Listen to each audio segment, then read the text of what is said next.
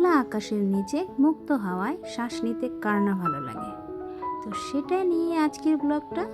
আসসালামু আলাইকুম বন্ধুরা, সাবিনা লাইফস্টাইল ব্লগ থেকে সবাইকে স্বাগতম জানাই। আশা করি দেশে এবং দেশের বাইরে যে যেখান থেকে দেখছেন আল্লাহর অশেষ রহমতে ভালো আছেন। আমিও ভালো আছি। তাই আজকে সকাল সকাল ছুটির দিন থেকে শুরু করতেছি। আর ছুটির দিন মানেই কিন্তু সবার পছন্দের খাবার। সব সময় তো রুটি দিয়ে নাস্তা করে থাকি, তাই ছুটির দিন হলে একটু স্পেশাল করি খিচুড়ি। তো আজকে খিচুড়ির চিন্তা করে সকাল সকাল প্রস্তুতি নিচ্ছি। তো আজকে আমি এক রকমের শুটকি ভর্তা করব। এই ভর্তাটা খেতে দারুণ লাগে, তাই আপনাদের সাথে এই রেসিপিটা শেয়ার করা। আপনারাও ট্রাই করে দেখতে পারেন। আমার মতো এরকমভাবে যদি একবারও ভর্তাটা তৈরি করে খেয়ে দেখেন, আসলে মুখটা স্বাদটা মুখে লেগে থাকার মতো এরকম একটা ভর্তা। অনেকে অনেক রকমভাবে ভর্তা বানিয়ে থাকে, আমি একটু ব্যতিক্রমভাবে বানিয়ে থাকি। কারণ এখানে আমি শুটকি মাছটাকে প্রথমে গরম পানি দিয়ে ভিজিয়ে রেখেছিলাম, তারপরে মরিচগুলো ভিজিয়ে রেখেছিলাম। নরম হয়ে যাওয়ার পরে আমি রসুনের সাথে এগুলো ভেজে নিয়েছি, যাতে হালকা একটু ভাজা স্মেল আসে। তো সেই ভর্তাটা বেটে নিয়েছি। এই পর্যায়ে আমার খিচুড়িটাও হয়ে গিয়েছে। তো খিচুড়ির মধ্যে সব মশলা উপকরণ দিয়ে দিচ্ছি। তো এক একজন এক এক রকম খিচুড়ি পছন্দ করে। তো অনেকেই দেখা যায় লেটকা খিচুড়িটা পছন্দ করে। আমার কাছে না শুকনো খিচুড়িটাই ভালো লাগে মনে হয়, কিন্তু সবসময় একই খাবার তো আর ভালো লাগে না। তাই একটু ব্যতিক্রমভাবে আজকে সেই খিচুড়িটা রান্না করব। তো এই নরম খিচুড়িটা দেখা যায় বাচ্চারা অনেক পছন্দ করে, আবার বুড়ো মানুষ যারা তারাও অনেক পছন্দ করে। কারণ দেখা যায় তাদের ক্ষেত্রে এই খিচুড়িটা নাকি তাদের কাছে খুবই ভালো লাগে।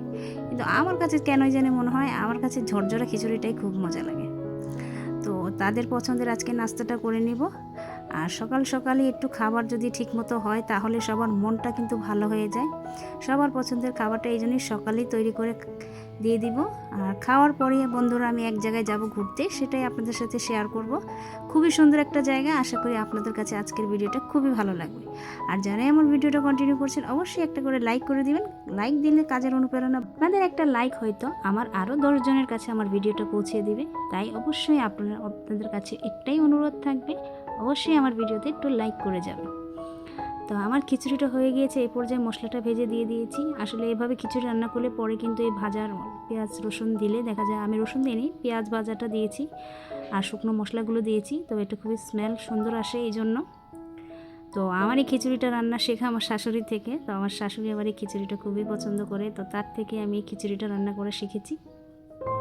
তো এই পর্যায়ে আমি মুরগির মাংস করতেছি, কারণ বাচ্চারা দেখা যায় ভর্তা টর্তা একদমই খেতে চায় না। তো তাদের চিন্তা করে আমি মুরগির মাংসটা রান্না করে নিচ্ছি, খুবই সহজভাবে রান্না করে নিচ্ছি। প্রথমে মুরগিগুলো আদা রসুন দিয়ে ভেজে নিয়েছিলাম। তো তারপরে আমি শুকনো মশলাগুলো দিয়ে দিয়েছি। আমি আর কিছুক্ষণ রান্না করলে আমার মাংসটা হয়ে যাবে, কারণ এই মাংসটা রান্না করতে বেশি সময় লাগে না। কারণ ব্রয়লার মুরগিটা দেখা যায় খুবই দ্রুত সিদ্ধ হয়ে যায়। আর সেটা যদি আপনি আদা রসুন দিয়ে প্রথমেই যদি একটু ভেজে নেন, তাহলে দেখা যায় মুরগিটার স্মেলটা একটা বাজে একটা স্মেল থাকে, সেটা থাকে না। কিন্তু আমি সেভাবে রান্না করে নিলাম। তো আসলে এরকম খিচুড়ির সাথে এরকম মাংস হলে বাচ্চারা খুবই পছন্দ করে, তাদের পছন্দের চিন্তা করেই খাবারটা রান্না করা। তো এই পর্যায়ে আমি ভর্তাটা বেটে নিয়েছিলাম, সেই ভর্তাটা এখন ভেজে নিব। তো পেঁয়াজগুলো প্রথমে দিয়ে দিব। তো পেঁয়াজগুলো ভেজে নেওয়ার সময় একটু লবণও দিয়ে দিব, কারণ তখন কিন্তু আমার লবণটা অ্যাড করা হয়নি। তো এই পর্যায়ে পেঁয়াজগুলো ভাজা হয়ে গেলে, তো বেশি ভাজবো না, হালকা বাদামি হলেই আমি ভর্তাটা দিয়ে দেবো। এই ভর্তাটা কিন্তু খুবই সুস্বাদু লাগে। আপনারা একবারও ট্রাই করে দেখতে পারেন, কারণ এই ভর্তাটা যখনই আমি করেছি বাসায় সবাই পছন্দ করেছে আর খেতে নাকি খুব ভালো লাগে। আসলে আমরা অনেক রকমভাবে ভর্তা তৈরি করে খেতে পারি, আসলে যে যেভাবে খাই, কিন্তু একটু ব্যতিক্রম স্বাদ আনার জন্য আমরা একটু ব্যতিক্রমভাবে ভর্তা তৈরি করলে আসলে খারাপ না, ভালোই লাগে আমার কাছেও। তো এই যে আমার ভর্তাটা হয়ে গিয়েছে। ছুটির দিনে সিম্পলের মধ্যে একটু সবাইকে একটু আনন্দ দিতে, একটু মজাদারভাবে চেষ্টা করেছি। তো এটা শুটকি ভর্তা, আপনারা তো দেখলেনই, এটা মুরগির মাংস। আর ওটা হচ্ছে চিংড়ি ভর্তা করেছিলাম বড় চিংড়ি মাছ দিয়ে, আর খিচুড়ি। এই নাস্তা করে আমরা বের হয়ে যাব ঘুরতে। তো বাচ্চাদেরকে মাঝে মাঝে আর বড়দেরকেও কিন্তু একটু ঘোরার প্রয়োজন আছে, কারণ ঘুরলে কিন্তু মন ভালো থাকে। মনটা যদি একটু খারাপ হয়ে যায় আর যদি ঘুরতে বের হই, খোলা আকাশের নিচে যখন বের হই, তখন মনে হয় যে মনে একটা শান্তি একটা কাজ করে। তো সেই জন্যই চিন্তা করলাম আজকে একটু ঘুরতে চলে যাব। তো হাঁটতে হাঁটতে যাচ্ছিলাম।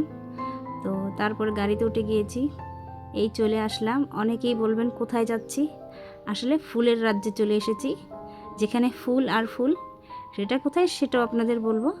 তো ভিডিওটা জুড়ে থাকলে অবশ্যই আপনারা জানতে পারবেন এরকম একটা সুন্দর জায়গাটা কোথায়। আসলে আমাদের বাড়ির কাছে যে এত সুন্দর জায়গা সেটা কিন্তু আমরা জানতাম না। যখন জানলাম তখন চিন্তা করলাম একবার হলো ঘুরে আসা উচিত ফুলের রাজ্যে। সেটা হচ্ছে সাবদিন নারায়ণগঞ্জ।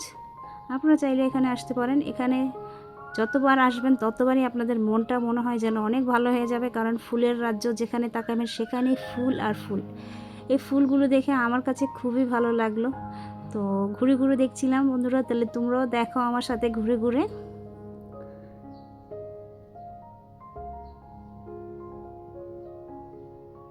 আসলে অনেক রকমের ফুল ছিল, আর রঙগুলো এতটা সুন্দর লাগতেছিল যে আসলে আমরা যখন সব সময় দোকান থেকে যখন ফুল নিতে যাই তখন কিন্তু আমরা জানি না সেই ফুলগুলো কোথা থেকে আসে।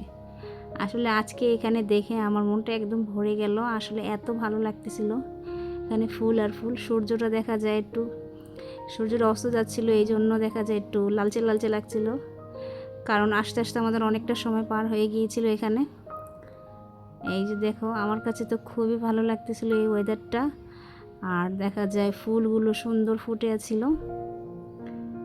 সবাই ফুল নিয়ে দাঁড়িয়ে আছে। মানে ফুলের রাজ্যে আসলে ফুল নিবেন, এটা কি হয় বলেন তো? ফুল দেখলে সবার মন ভালো হয়ে যায়, ছোট হোক আর বড় হোক। ফুল এমন একটা জিনিস, মন ভালো করার জন্য এর চেয়ে ভালো কিছু আর হতে পারে না আমি মনে করি।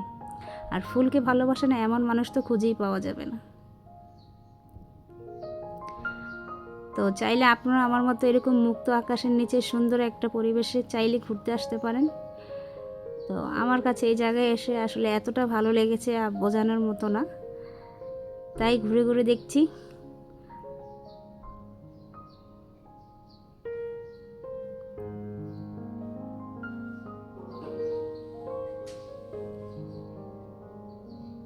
কিছু কিছু অনুভূতি দেখা যায়, আমরা যদি সেটা অনুভব কাছে থেকে করি তাহলে সেটার এটা বোঝা যায় যে আমরা কতটা ফিল করেছি সেই অনুভূতিটাকে। তো আমি মনে হয় বাস্তবে ফুল দেখে যেটুকু অনুভূতিটা আমার ভালো লাগে, ভালো লাগে না আসলে। বাইরে থেকে ফুল গাছেই মানায়, যেটা যেখানে থাকার কথা সেখানে থাকলে মনে হয় যেন অনেক ভালো লাগে সেই অনুভূতিটা। তো আমার কাছে তো খুবই ভালো লাগতেছিল, যেখানে থাকাই সেখানে ফুল আর ফুল। আর মনকে ভালো করার জন্য আমি মনে করি এর থেকে ভালো কিছু আর হতেই পারে না।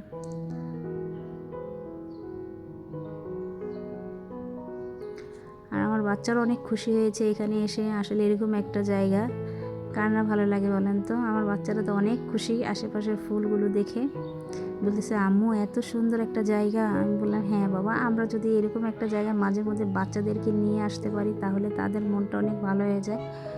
কারণ শত ব্যস্ততার মাঝে যদি একটু ব্যতিক্রম অনুভূতি বাচ্চাদেরকে দেওয়া যায় কিংবা নিজেরা উপলব্ধি করা যায় তাহলে আমি মনে করি অনেকটাই বেটার লাগে।